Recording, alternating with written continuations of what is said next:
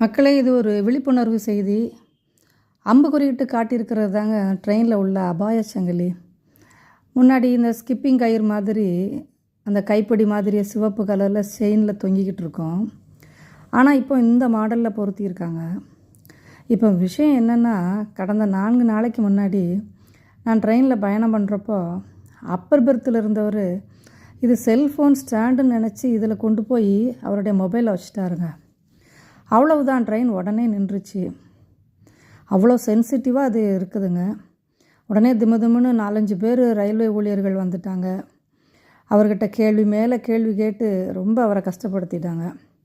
அதோடு இல்லாமல் 500 ரூபாய் ஃபைன் வேறு போட்டுட்டு போயிட்டாங்க. அதனால் உஷாராக இருங்க. ரயில்வே நிர்வாகம் இந்த எமர்ஜென்சி செயின் பக்கத்தில் ஏதாவது ஒரு குறிப்பை எழுதியிருக்கலாம்.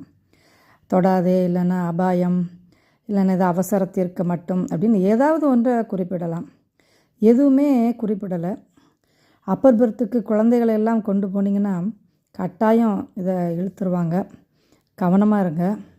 ஒரு விழிப்புணர்வுக்காக அந்த செய்தியை போடுற மக்களே. நன்றி.